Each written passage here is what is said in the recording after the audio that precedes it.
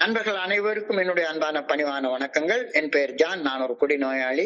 எல்லாம் வல்ல இறைவனோட அருளாலையும் தோழமையில் இணைந்து செயல்படுவதால் நான் பெற்றுக்கொள்ளக்கூடிய அனுபவம், தெம்பு, நம்பிக்கையாலையும் இன்னைக்கு ஒரே ஒரு நாள் நான் குடிக்கல, தெளிவா, மன நிறைவா, அமைதியா வாழ என்னாலான எல்லா முயற்சிகளையும் செய்து கொண்டிருக்கின்றேன்.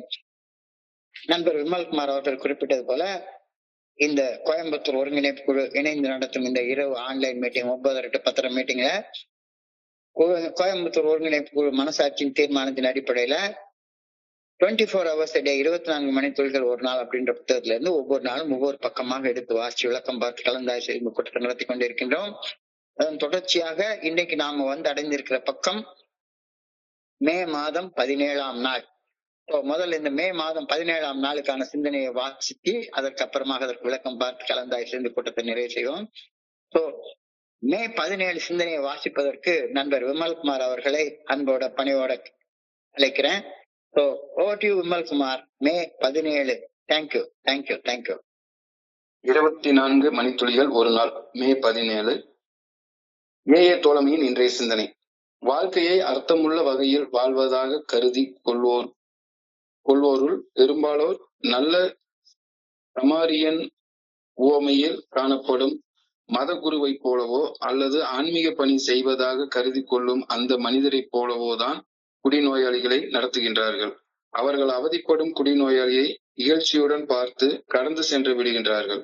குடிநோயாளிகளை மனோதிடமற்ற தாழ்வான மனிதர்களாக அவர்கள் எண்ணி இகழ்ச்சியுடன் தூற்றுகின்றனர். திருடனால் தாக்கப்பட்ட வழிப்போக்கனை போலவே மது என்ற கொள்ளையனால் நாமும் தாக்கப்பட்டு குடிநோயாளிகளாக கொலையுருமாக வாழ்ந்து கொண்டிருந்தோம். தோழமையுடன் இணைந்து சக குடிநோயாளிகளுக்கு பணி செய்யும் ஒரு நண்பர் ஒரு நல்ல சமாரியனுக்கு ஒப்பானவர். என் சக மனிதர்கள் துன்பம் துயரத்தில் வாடுவதை காண்கையில் என் மனம் அவர்கள் மேல் பரிவு கொள்கின்றதா? எங்கெங்கு முடியுமோ அங்கங்கு எல்லாம் என் சக குடிநோயாளிகள் மேல் நான் அக்கறை எடுத்துக் கொள்கின்றேனா? இன்றைக்கான தியானம். என் வாழ்க்கையில் மேலும் மேலும் நல்லதையே எதிர்நோக்கி நல்லதை எதிர்கொள்ளும் தயார் நிலையில் தொடர்ந்து நான் இருக்க வேண்டும். வாழ்க்கை முழுமையுமே மேலும் நன்மை என் வாழ்வில் நிகழ்வதற்காக என்னை தொடர்ந்து தயாரிக்கும் தயாரிப்பு மட்டும்தான் நாளை நன்மையாக விடியும் என்ற எதிர்நோக்கு தரும் மகிழ்ச்சியால் என் உள்ளத்தை எப்பொழுதும் நான் நிறைத்து வைத்திருக்க வேண்டும். நிகழும் துன்பம் ஓர் இரவு வேண்டுமானால் நீடிக்கலாம், ஆனால் நாளை நன்மையாக விடியும் என்ற எதிர்நோக்குதல் மட்டுமே வாழ்வை மகிழ்ச்சியால் நிரப்புகின்றது. இந்த தன்னம்பிக்கையை என்னில் நான் உறுதிப்படுத்த வேண்டும். இறையர் பேராற்றல் எனக்காக உன்னதமானவற்றை மறைத்து வைத்துள்ளது என்பதை நான் நினைவில் கொண்டிருக்க வேண்டும். நான் தயாராக இருந்தால் மட்டுமே இறையர் பேராற்றலின் உன்னதத்தை பெற்றுக் கொள்ள முடியும்.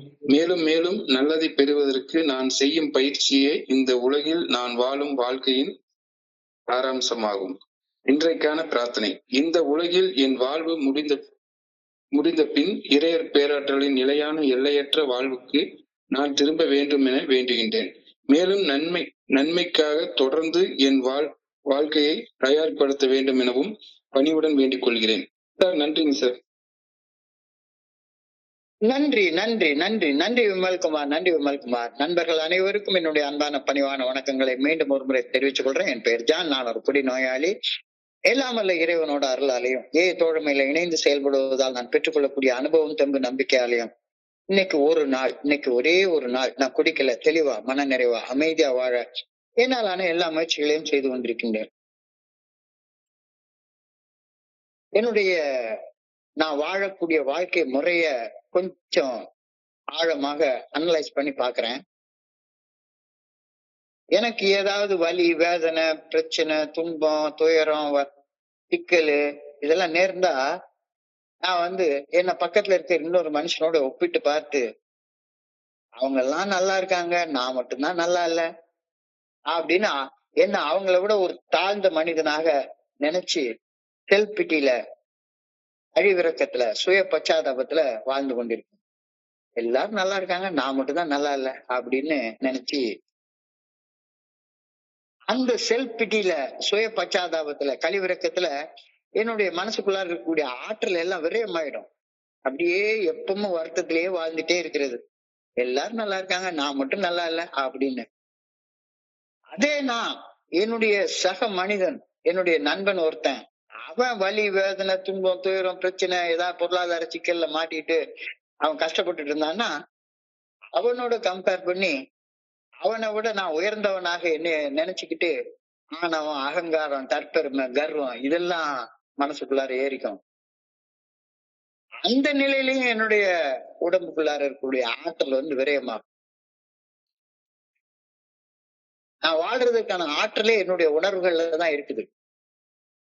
இந்த உணர்வுகள் என்னை ஆக்குறதுக்கும் உபயோகப்படுத்திக் கொள்ளலாம், என்னை அழிக்கிறதுக்கும் உபயோகப்படுத்திக் கொள்ளலாம். இந்த சுய பச்சாதாபம், கழிவிறக்கம், செல்பிட்டியோ அல்லது பிரைடு, ஆணவம், அகங்காரம், தற்பெருமை, கர்வம், மமத, திமிரு இது எல்லாமே ஆற்றல் விரயமாவதற்கான சோர்ஸ்.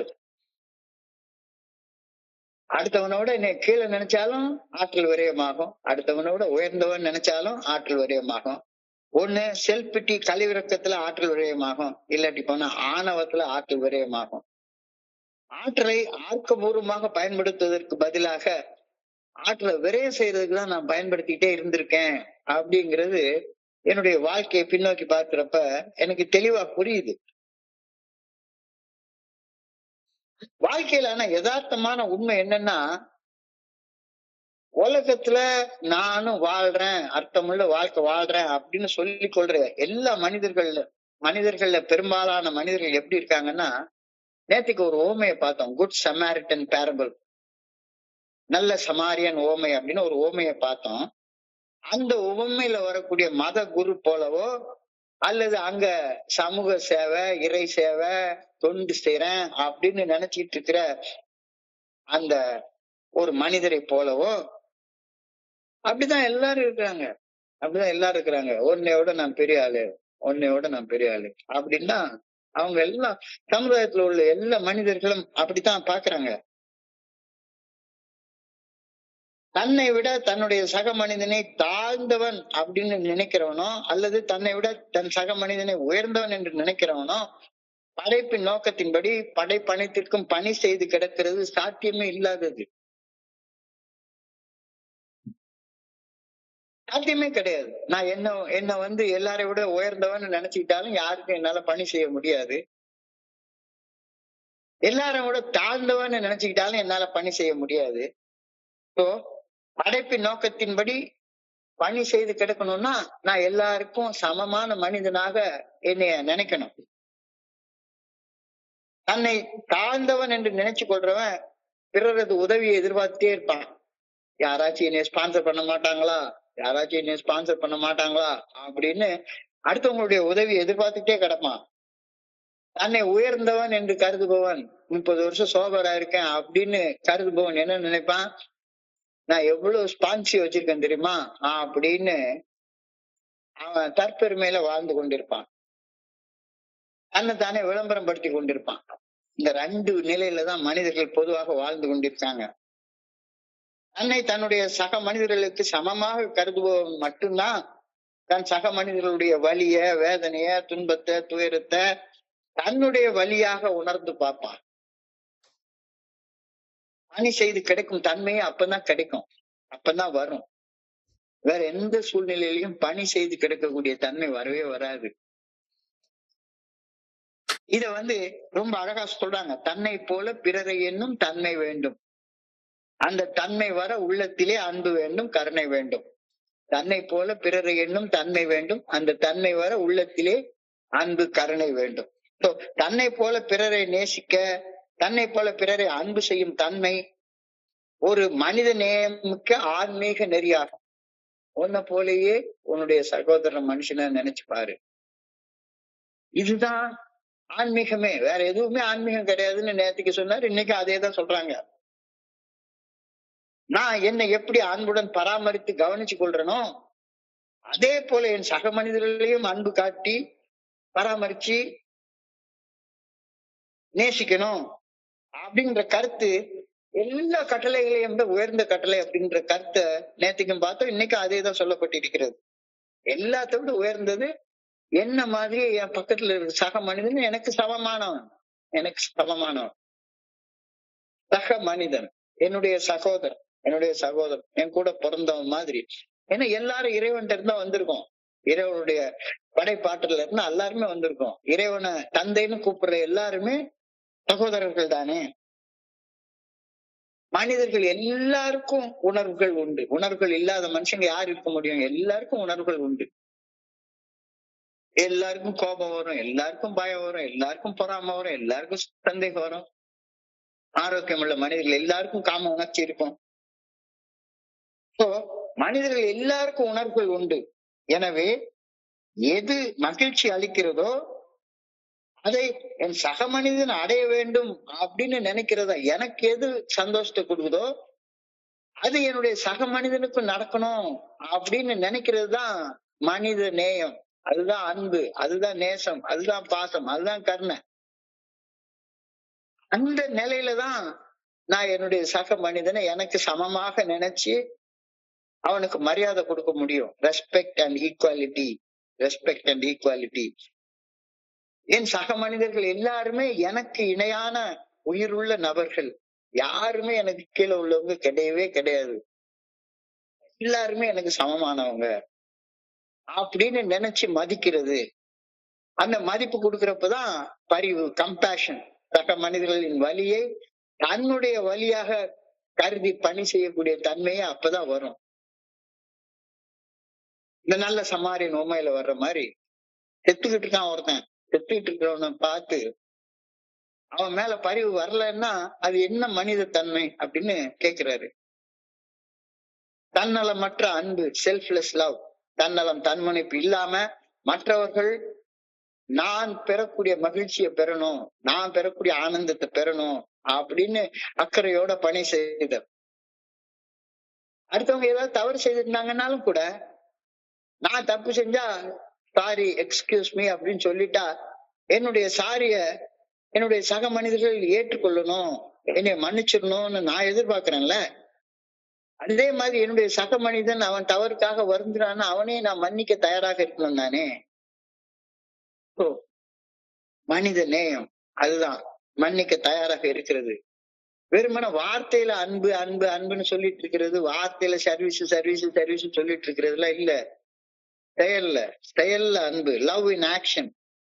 வெறுப்பை காட்டிலும் அன்பை வச்சு அனைவரையும் வெல்வது, பிறருக்கு பணி செய்து கிடப்பது. இந்த கருத்துக்கள் எல்லாமே இன்னைக்குள்ள சிந்தனையில முதன்மையாக வருது. தன்னை போல பிறர் என்னும் தன்மையுடைய மனிதர்கள் எல்லாருமே சக மனிதர்களுக்கு சமமான உரிமை கொடுத்து சமமாக மரியாதை கொடுப்பாங்க. சக மனிதர்கள் மேல அன்போட பரிவோட இருப்பாங்க. செல்ஃப்லெஸ் லவ், தன்னலமற்ற அன்பு இருக்கும். தான் எப்படி மன்னிப்பு கேட்டா அடுத்தவங்க தங்களை மன்னிக்கணும்னு எதிர்பார்க்கிறாங்களோ அதே மாதிரி அடுத்தவங்க என்கிட்ட மன்னிப்பு கேட்டா it's okay, no problem, no issues அப்படின்னு சொல்லக்கூடிய மனசு வேணும். அன்பை செயல்ல காட்டணும். தன்னை போல பிறரை நேசி அப்படின்ற ஆன்மீக பண்பு சமுதாயத்துல அமைதி மற்றும் நல்லிணக்கத்தை உருவாக்குவதோடு ஒருத்தர் இடையில இருக்கக்கூடிய உறவு தோழமைய வலுப்படுத்தும் அப்படின்ற கருத்தை இன்னைக்கு சிந்தனையில முதல்ல ஆரம்பத்துல சொல்றாங்க. ஆனா இன்னைக்கு சமுதாயத்துல பெரும்பாலான மனிதர்களை ஒண்ணு அவங்கள அடுத்தவங்களோட பெரியவங்களா நினைச்சுப்பாங்க, இல்லது அடுத்தவங்களோட சின்னவங்களா நினைச்சுப்பாங்க. சமமாக நினைக்கிறதே கிடையாது, தங்களுக்கு இணையான மனிதர்களாக நினைக்கிறதே கிடையாது. அதுதான் இன்னைக்கு சிந்தனையுடைய முதல் வரியாக கொடுத்திருக்கிறாங்க. A lot of well-meaning people treat alcoholics like the priest of the Levite and the Levite. குடி இருக்கிற ஒருத்தனை கண்டா அந்த மத குரு போலையோ அல்லது பெரிய நான் சமுதாய மாஸ்டர் ஆஃப் சோசியல் ஒர்க், நான் ஒரு கவுன்சிலர், நான் என்கிட்ட உதவி கேட்டதான் செய்வேன் அப்படின்ற லெவல்ல அவங்க கடந்து போயிடுவாங்க. கஷ்டப்படுற மனுஷனை பார்த்தாலும் பார்க்காத மாதிரி போயிடுவாங்க. A lot of well-meaning people treat alcoholics like the priest of the Levite. அப்படிதான் போயிடுறாங்க. They pass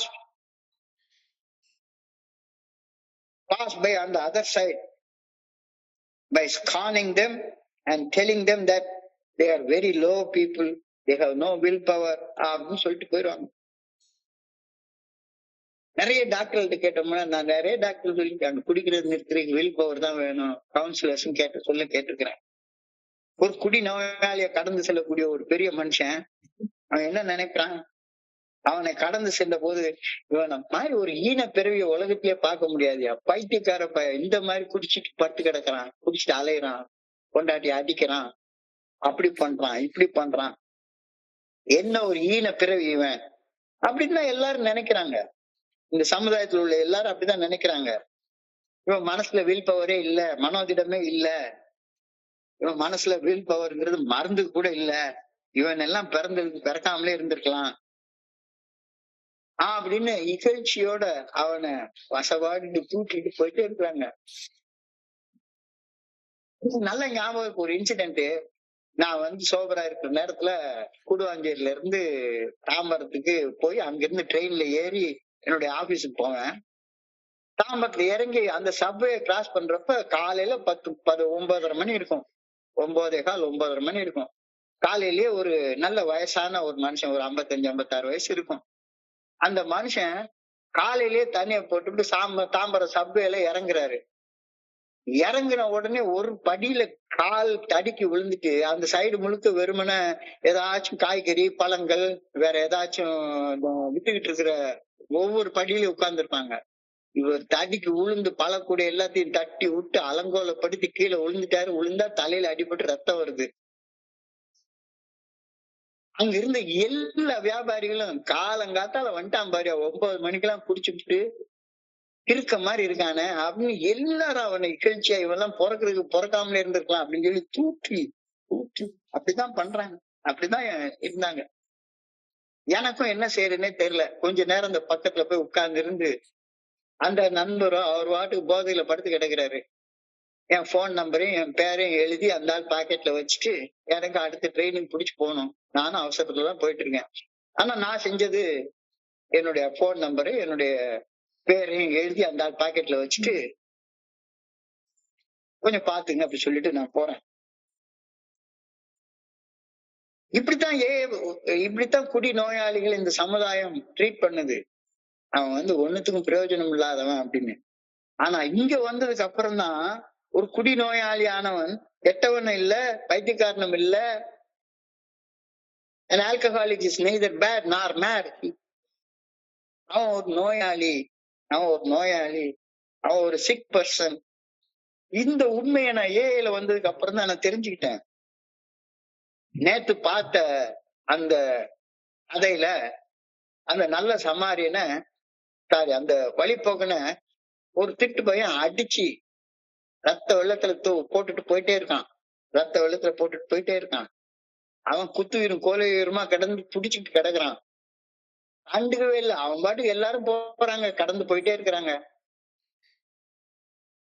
மது அரக்கன் ஜான் பேர்லி கான் அப்படின்ற மது அரக்கன். அந்த மது அரக்கன் குடி நோயாளிகளாகிய நம்ம எல்லாரையும் அடிச்சு இருக்கிற பொருளை எல்லாம் கொள்ளை அடிச்சுட்டு நம்மள குத்துயிரும் கொலையுருமா சமுதாயத்துல போட்டுட்டு போயிட்டே இருக்குது. அது பாட்டுக்கு நம்ம செத்துக்கிட்டு கிடக்குறோம். நம்மள கடந்து போற எல்லாருமே இவன் கெட்டவன், இவன் பைத்தியக்காரன் அப்படின்னு வசப்பாடிட்டு இகழ்ச்சியோட நம்மள கடந்து போயிட்டே இருக்கிறாங்க.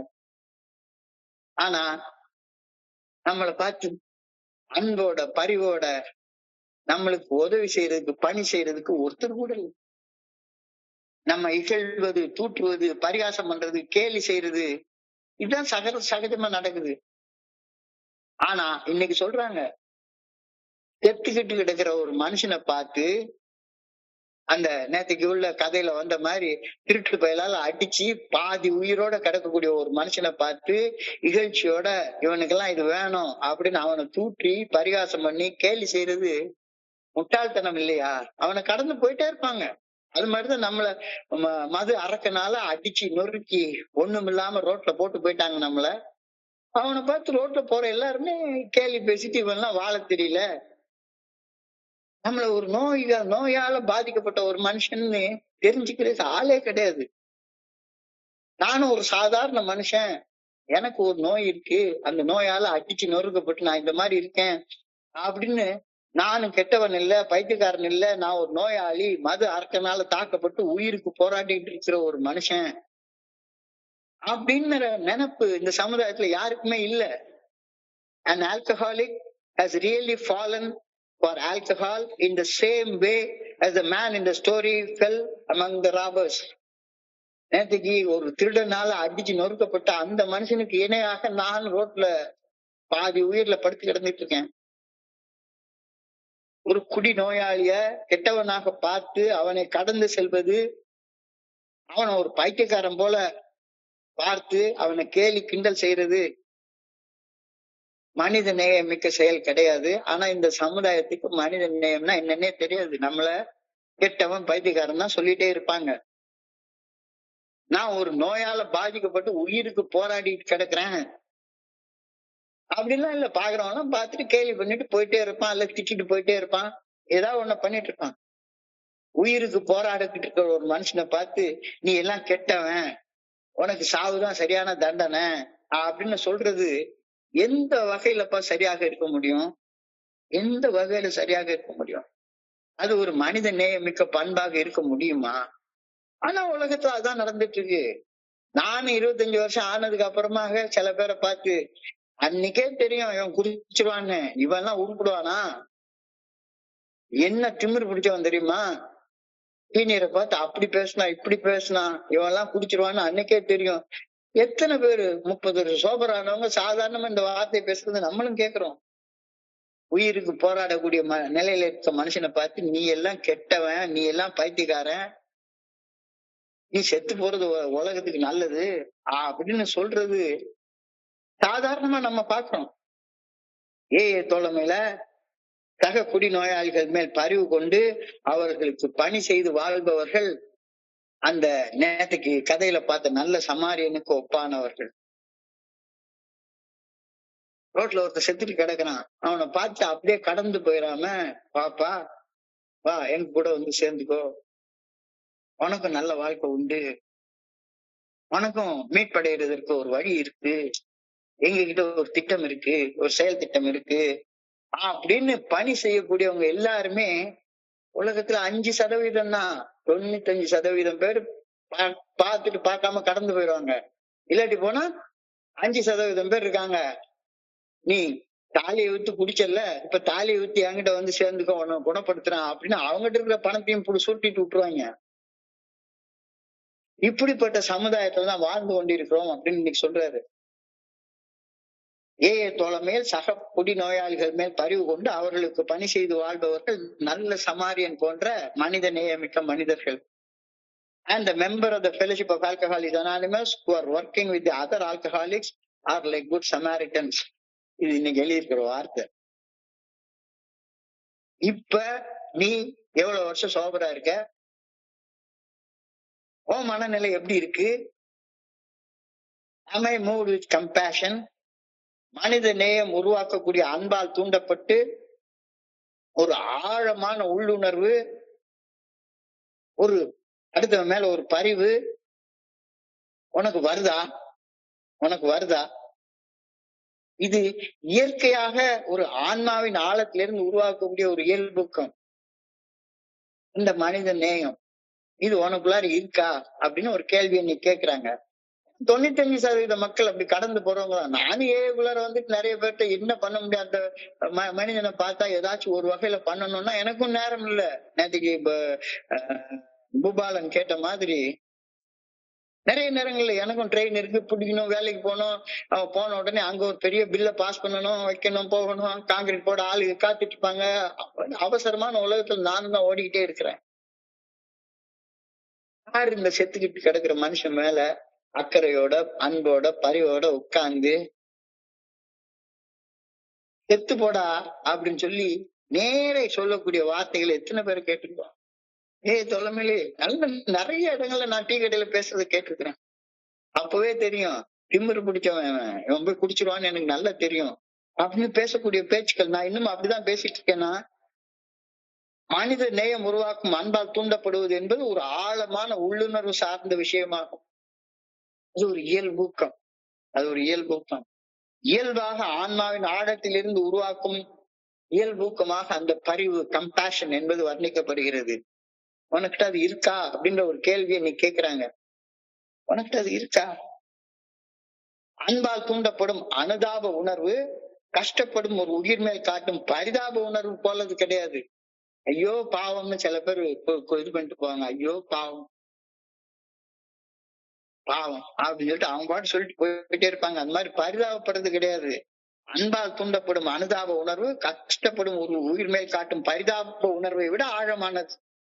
என் சக மனிதர்கள் துன்பத்தை என்னுடைய துன்பமாக பார்த்து அவர்களுக்கு பணி செய்ய அன்புடன் ஆதரிக்க முற்படுவது மட்டுமே என்கிட்ட காணக்கூடிய மனித நேயமாக இருக்க முடியும்.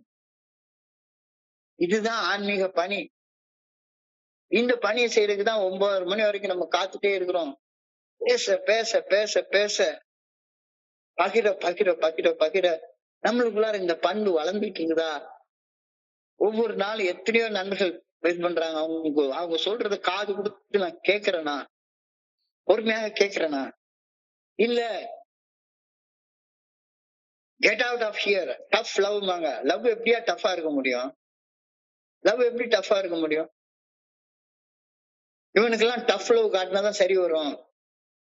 ட்ரீட்மெண்ட் சென்டர்ல அடைச்சு போட்டு வச்சிருப்பாங்க. அதை டஃப் லவ்னு வேற சொல்லுவாங்க. கையை காலை கட்டி போட்டு இருட்டறையில அடைச்சு வச்சுட்டு 2 நாள் போட்டு 2 நாள்ல ஒரு வேளை மட்டும்தான் சாப்பாடு கொடுத்து அவனை வெறுமன ஜட்டியோட படுக்க வச்சு அதுக்கு பேர் அன்பான். டஃப் லவ்வான். லவ் எப்படி டஃபா இருக்க முடியும்? Love is love. Love is love. அவனை குணப்படுத்துறதுக்காக மனோ தத்துவ சிகிச்சை முறைகள் நிறைய இருக்கு. டார்க் ரூம் ட்ரீட்மெண்ட் சொல்லுவாங்க, என்னென்னமோ சொல்லுவாங்க. எல்லாம் அதெல்லாம் இல்ல. இங்க அன்பால் தூண்டப்படும் அனுதாப உணர்வு கஷ்டப்படும் ஒரு உரிமையில காட்டக்கூடிய பரிதாபத்தை விட ஆழமானது. என் சக மனிதர்கள் துன்பத்தை என்னுடைய துன்பமாக பார்த்து அவங்க கூட உட்கார்ந்து பேசி அவங்களுக்கு பணி செய்ய அவங்களை அன்புடன் ஆதரிக்க முற்படுவது என்கிட்ட காணப்படக்கூடிய மனித நேயம். ஹியூமன்னஸ். இது ஒரு ஆன்மீக பண்பு ஆகும். மனித நேயத்தை உள்ளடக்காத ஆன்மீகம் ஏதாவது உண்டா என்ன? நான் ஆன்மீகமா இருக்கிறேன், அந்த சடங்கு பண்றேன், இந்த சடங்கு பண்றேன், எல்லாம் பண்றேன், எல்லா வகையான மத அடையாளங்களும் போட்டிருக்கிறேன். ஆனா என்கிட்ட மனித நேயம் இல்லைன்னா அதுக்கு பேர் என்ன ஆன்மீகம்?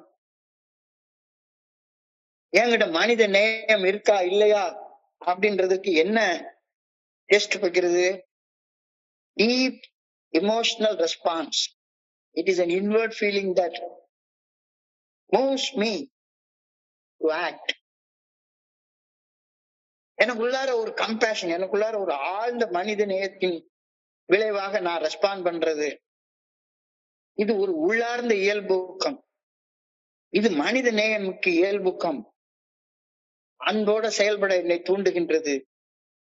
இது ஒருவருக்காக பரிதாபப்படுவதை விட அனுதாபப்படுவது. அவன் துன்பத்தை என்னுடைய துன்பமாக பார்க்கக்கூடியது. It is action oriented. செயல் சார்ந்தது. It compels me to act through kindness, service and helpingness. அவனுடைய துன்பத்தை அவனை சஃபரிங்ல இருந்து ரிலீவ் பண்ண வைக்க என்னால முடிஞ்சதை செய்யறது. அன்பால் தூண்டப்பட்டு இயல்பாக ஒரு மனுஷனை செயல்பட தூண்டக்கூடிய அந்த கம்பேஷன் என்கிட்ட இருக்கா? அன்புடன் பணி செய்வதன் மூலம் தூண்டப்படும் மனிதர்கள் பக்கத்தில் இருக்கிற மனுஷன் துன்பத்தை கண்டா வள்ளலார் சொல்ற மாதிரி ஒரு சின்ன வாடிய பயிரை கண்ட போதெல்லாம் வாடினேன் அப்படின்னு. மனிதர்கள் கஷ்டப்படுறாங்களான்னு கவனிச்சு பாக்குறது. அவன் பாட்டுக்கு போயிட்டு இருக்கான், நான் என் வேலையை பார்த்துட்டு போயிட்டே இருக்கிறேன். அது பிசிக்கல் ரெஸ்பான்ஸ். உடல் ரீதியாக இரக்கத்தை காட்டுறது. அன்பு மனித இதயத்தின் உயர் ரத்த அழுத்தத்தை குறைக்கும். நீ கம்பேஷனா இருந்து பாரு, உனக்கு பிளட் பிரஷரே இருக்காது. அன்போட இருந்து பாரு. அழகா ஒரு டாக்டர் என்கிட்ட சொல்லுவாரு, ஆக்சிடோசின் அப்படின்ற ஒரு ஹார்மோன் அன்பா இருக்கிறவங்க அதிகமா சுரக்கும். அதிகமா சுரக்க சுரக்க சுரக்க அவங்க எப்ப பார்த்தாலும் ஒரு சமநிலையில இருந்துட்டே இருப்பாங்க. ஒருவரின் வலியை பற்றிய எனது உணர்வுகளை அந்த மனிதர்களுக்கு உதவி செய்யறதுக்கு நடைமுறை நடவடிக்கைகள் எடுக்க செயல்படுவது மனிதனே மிக மனிதனாக என்னை மாற்றும். இன்னைக்கு கேள்வி அதான், do I take care of an alcoholic whenever I can? இல்ல நானும் அவன் பாட்டுக்கு இவனுக்கெல்லாம் இதெல்லாம் வேணும்யா திமிரு பிடிச்ச பையன் அப்படின்னு தான் இன்னமும் நான் பேசி கலந்துட்டு இருக்கேன்னா, நோயுடைய ஒரு பகுதி திமிரு. மது அரக்கனால அடிச்சு பாதி உயிர் ஆக்கப்பட்டவன்ட்டு ஒரு ஒரு வகையான செல்ஃப் பிட்டி இருந்துட்டே இருக்கும், திமிரு இருந்துட்டே இருக்கும். அவனை பார்த்து ஜட்ஜ் பண்ணி நீ எல்லாம் செத்து போறதுக்கு லாயக்கு அப்படின்னு இன்னமும் சொல்லிட்டு அலையிறேன்னா, என்னால் முடியும் நேரங்களில் என் அருகில் நான் காணும் குடிநோயாளிகள் மேல அக்கறை எடுத்துக்கொண்டு செயல்படுகின்றேனா, இல்ல இவனுக்கெல்லாம் வேணும் அப்படின்ற மாதிரி டீ கடையில பேசிட்டு இருக்கிறேனா, என்கிட்ட அந்த மனித நேயம் இல்லைன்னா இன்னைக்கு என்ன தியானத்தில் கடந்து போ. நான் மேலும் மேலும் மனித நேயத்துடனும் பரிவுடனும் அன்புடனும் பணி செய்யும் மனிதனாக மாற என்னை தொடர்ந்து தயாரித்து வர வேண்டும். It is fellowship of preparation. மனித நேயம் உள்ள மனுஷனாக மாறுறதுக்கு என்னை தயாரிக்கணும். என்னடான்னா கழுது தேஞ்சு கட்டணமான கதையா வருஷம் ஆக ஆக ஆணவம் தான் கூட்டிட்டே போயிட்டு இருக்கு. ஆணவம் தான் கூட்டிட்டே போயிட்டு இருக்கு. நான் இத்தனை வருஷம் சோபரு அப்படின்றது ஆணவம் என்ன வேண்டி கிடைக்குதுல. இன்னைக்கு இப்ப எந்த அளவு மனித நேயத்தோட பரிவோட அன்போட பணி செய்கிறேனோ அதை விட மேம்பட்ட நிலையில நாளைக்கு நான் இருக்கணும். நாளை மறுநாள் அதோட வளரணும். மனித நேயத்தை நான் வளர்ந்து கொண்டே போகணும் அப்படின்னு நான் நினைக்கணும் அப்படின்னு இன்னைக்கு தியானத்துடைய முதல் வரி சொல்லுது. I must constantly live in preparation for something better to come. I should constantly live for something better to come. In preparation of something better to come. All life is a preparation for something better. வாழ்க்கைய வளர்றது தானே வாழ்க்கை. நேரத்தையோட இன்னைக்கு கேடு கட்ட மனுஷனா மாறுறதுக்கா வாழ்க்கை அப்படின்ற ஒரு கேள்வி இன்னைக்கு கேட்கிறாரு. All of life is a preparation for something better. தோழமையில வந்து ஒவ்வொரு நாளும் வளர்ந்துட்டு இருக்கிறேன்னா இல்ல உட்கார்ந்து இன்னும் டீ கடையில உட்காந்து பொறாம பண்ணிக்கிட்டு பேசிக்கிட்டு பொழுத போக்கிக்கிட்டு உட்கார்ந்து ராத்திரி உட்கார்ந்து போன் பிக்சர் பார்த்துக்கிட்டு ஆற்றல விரயம் பண்ணிக்கிட்டு அல்லது தப்பு தப்பா எதையாவது ஒரு செயல் செஞ்சுக்கிட்டு சந்தேகப்பட்டுக்கிட்டு இன்னமும் குணக்கோளாறுகளோட வாழ்ந்து கொண்டிருக்கின்றேனா, நான் வாழ்வில் வளர்ச்சி காணவில்லை என்றால், நேற்றை விட இன்று மேம்பட்டு செயல்படவில்லை என்றால் என்ன அர்த்தம்? நான் எதுக்கு வர்றேன் அப்படின்ற கேள்வி என்னை கேட்கிறாரு. நான் வாழ்வில் வளர்ச்சி காணவில்லை என்றால், நேற்றை விட இன்று மேம்பட்டு செயல்படவில்லை என்றால் நான் வளரவே இல்லைன்னு தானே அர்த்தம். இன்னைக்கு விட நாளைக்கு மேம்பட்டு விடியும் அப்படின்ற எதிர்நோக்கோட எப்பவுமே வாழு அப்படின்றாரு. நேற்றை விட இன்னைக்கு ராத்திரி எனக்கு இருட்டா இருக்கு, ஆனா நாளைக்கு காலையில விடியும். எக்ஸ்பெக்டேஷன் எப்பவுமே நெகட்டிவ் மென்டல் ஆட்டிடியூட்ல என் மேல இருக்காத பாசிட்டிவ் மென்டல் ஆட்டிடியூட்ல வா. உனக்கு துன்பம் வரும், எல்லாருக்கும் வரும். சோபரா இருக்கிறவனுக்கும் துன்பம் வரும். எனக்கு 69 வயசுல வந்து இப்பவும் டாக்டர்கிட்ட போய் கையை நீட்டினா உடனே பிளட் பிரஷர் இருக்கு, அது இருக்கு, உடனே பைபாஸ் சர்ஜரி பண்ணலாம்னு சொல்றாரு. ஆனாலும் கூட ஒவ்வொரு நாளும் பணி செய்யற இதுல என்னுடைய வாழ்க்கையில ஆரோக்கியத்தை நான் உணர்றேன். Active expectation, the promise of joy. மனித நேயத்தோட வாழ்றவங்க எல்லாருமே மகிழ்ச்சியோட வாழ்வாங்க. எப்பவுமே ப்ரிப்பேர்டா இரு, தயாரிப்பு நிலையில இரு.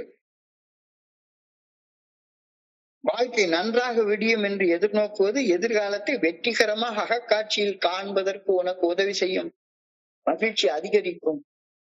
இந்த தியானத்துல வந்து எப்பவுமே நேற்றுக்கு விட இன்னைக்கு என்னுடைய சக மனிதனுக்கு பணி செய்யறதுக்கு என்ன வாய்ப்புகள் இருக்குன்னு பார்த்த வண்ணம் இரு.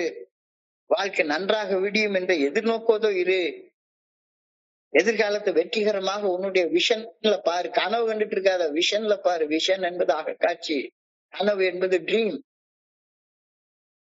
நீ உன்னுடைய அகக்காட்சியில நாளைக்கு நல்லா இருக்கும் அப்படின்னு நீ பார்த்தேன்னா மகிழ்ச்சி அதிகரிக்கும். I must anticipate the morning to come. நேற்றை விட இன்னைக்கு நான் மேம்பட்டு செயல்படுவேன்.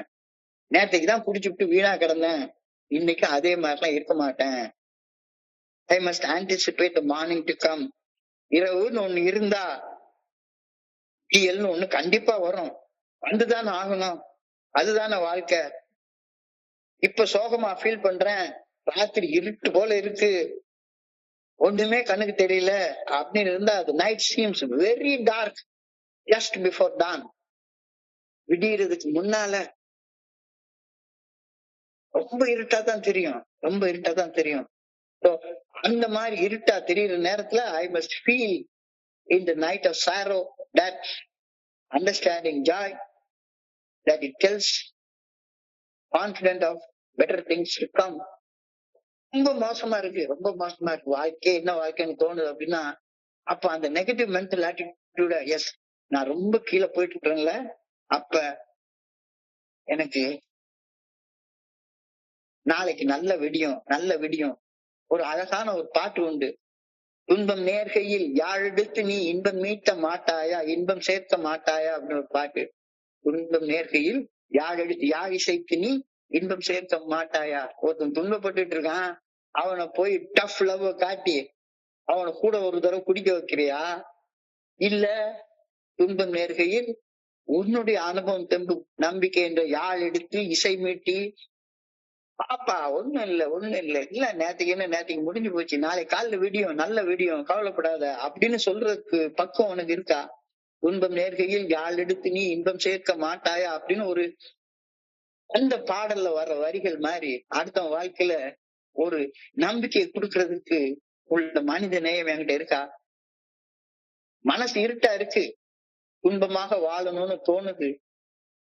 இப்ப எவ்வளவு இருட்டா இருக்கோ அவ்வளவு பிரகாசமா நாளை காலையில விடியும் அப்படின்ற உறுதியான நம்பிக்கைய நீயும் உருவாக்கு, அடுத்தவனுக்கு அந்த நம்பிக்கையை கொடு. அந்த நம்பிக்கை தான் வாழ்க்கையுடைய உந்து சக்தியே. Sorrow may endure for the night, but joy comes in the morning. மனசுல இருட்டா தோன்றப்ப வலிக்குது. இந்த வலிய, வேதனைய, துன்பத்தை, துயரத்தை நம்பிக்கையின் சக்தியால போக்கிக் கொள்ள வேண்டும். துன்பம் நிரந்தரம் அல்ல, நிரந்தரமே இல்ல. இரவு நிரந்தரம் அல்ல.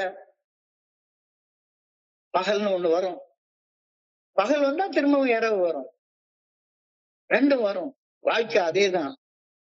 Know that God has something better in store for you. என் எதிர்காலத்துல மேம்பட்ட ஒன்று நிகழ இறைவன் திட்டமிட்டு உள்ளார். அந்த மேம்பட்ட நிகழ்வு நிகழ என்னைய தயாரிக்கிறதுக்கு தான் அந்த நிகழ்காலத்தையே கொடுத்திருக்கிறார் அப்படின்ற ஒரு கருத்தை சொல்றாங்க. Know that God has something better in store for you. என் எதிர்காலத்தில் மேம்பட்ட ஒன்று நிகழ இறைவன் திட்டமிட்டு உள்ளார். அந்த மேம்பட்ட நிகழ்வு நிகழ என்னை தயாரிக்கவே நிகழ்காலத்தை கொடுத்து உள்ளார் அப்படின்ற கருத்து ரொம்ப டீப்பான கருத்து. யோசிச்சு பாருங்க, தியானிச்சு பாருங்க, கவனத்தை குவிச்சு தியானிச்சு பாருங்க. Know that God has something better in store for you as long as you are making yourself ready for it now. Know that God has something better in store for you as long as you are making yourself ready for it in the present. வாழ்க்கை என்பது மேம்பட்ட உன்னதமான விஷயங்களை அடைய என்னை நானே தயாரித்துக் கொள்ளும் ஒரு, என்னை நானே பயிற்றுவித்துக் கொள்ளும் ஒரு பயிற்சியும் சாதகமும் ஆகும். All your existence in the world is a training for a better tomorrow. இன்னைக்கு வாழ்றது நாளைக்கு கிட்ட பாக்குற பிராக்டிஸ் தான், ரிஹர்சல் தான். வெறுமன ரிஹர்சலே பார்த்துட்டே இருக்காத. வாழ்க்கை என்பது மேம்பட்ட உன்னதமான விஷயங்களை அடைய என்னை நானே தயாரித்துக் கொள்வதாகும். இன்னைக்கு தயாரிச்சுக்கோ, நாளைக்கு நல்ல விடியும், நல்ல விடியும், நல்ல விடியும். So I pray that when life is over, I will return to an eternal space, eternal spaceless life with God. எல்லாருக்கும் ஒரு நாள் இல்லாட்ட ஒரு நாள் வாழ்க்கை முடியும். அந்த முடிகிற நாள் நான் சந்தோஷமா கடவுளோட சேரணும், அந்த நாளுக்காக நான் காத்திருக்கிறேன். இந்த உலகத்துல என்னுடைய வாழ்க்கை முடிகிற நேரத்துல இறையர் பேராக்களுடைய நிலையான எல்லையற்ற வாழ்வுக்கு நான் போய் இணையணும். அந்த நல்ல நாளுக்காக நான் காத்துட்டு இருக்கிறேன், ப்ரிப்பேர் பண்ணிட்டு இருக்கிறேன். என்னைய life is all preparation for the best day to come. I pray that I may make this life a preparation for better life to come. மேலும் நன்மையாக வாழ தொடர்ந்து என்னை தயார்படுத்திக் கொள்ள வேண்டும் என ஆண்டவா உண்மை பணியோடு கேட்டுக்கிறேன் அப்படின்ற கருத்தை நீ சொல்றாங்க.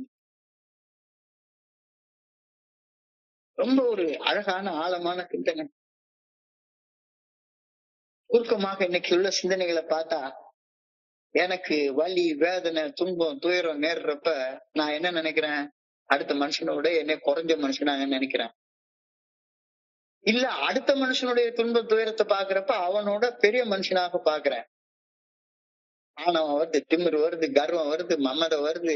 நீ வெறுமன 1 வருஷம் தான்டா சோபரு, நான் 30 வருஷம் சோபர் தெரியுமா?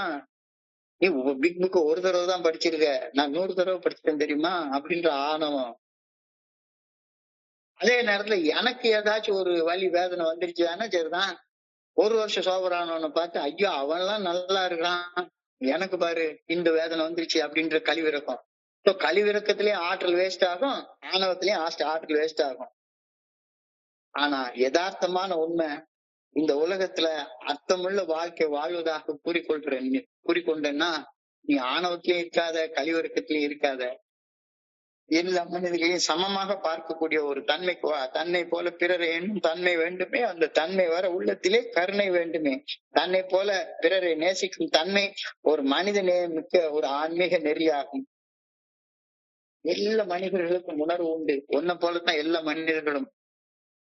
அப்ப மனித நேயமிக்க மனிதன், நீ தன்னை போல பிறரை நேசிக்கும் மனிதனாக இருந்தா எல்லா மனிதனுக்கும் மரியாதை கொடுப்ப, டஃப் லவ் எல்லாம் காட்ட மாட்ட, எல்லா மனிதனுக்கும் மரியாதை கொடுத்து சமமாக நடத்துவ.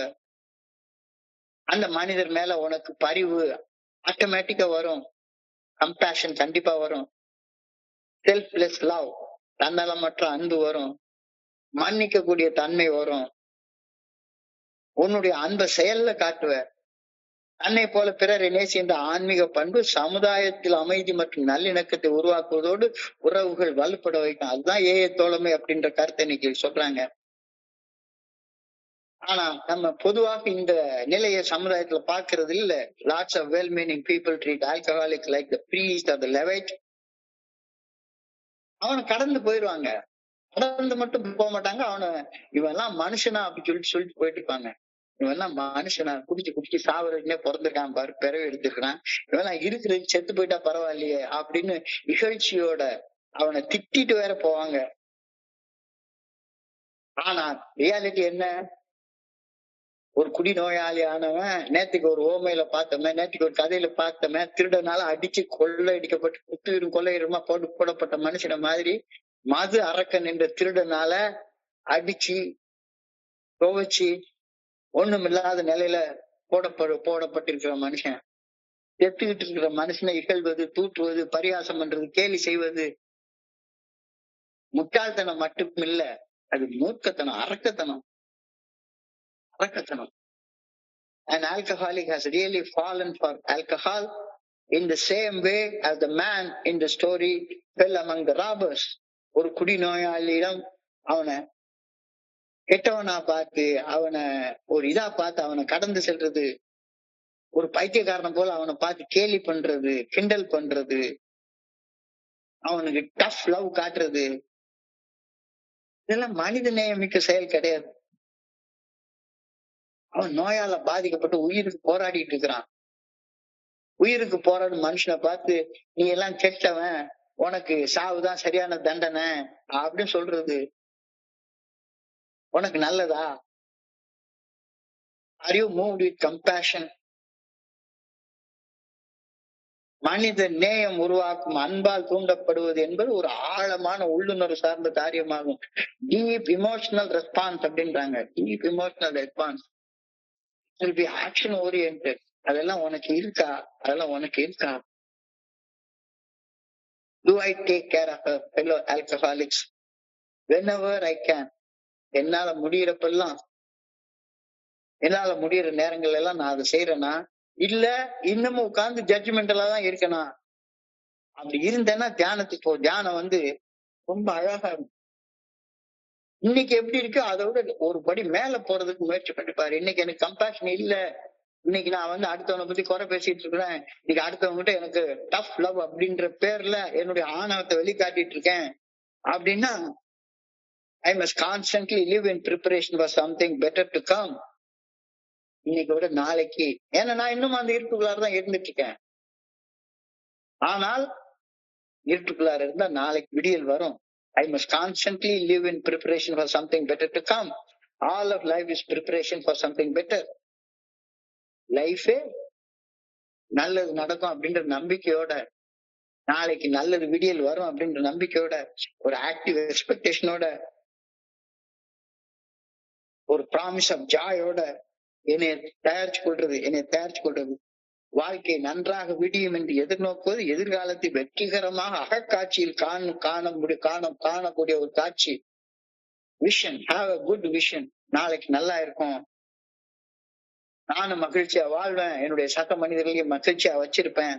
ஐ must anticipate the morning to come. இரவுன்னு ஒண்ணு இருந்தா பகல்னு ஒண்ணு வரும், கண்டிப்பா ஒண்ணு வரும், விடியும் விடியும்.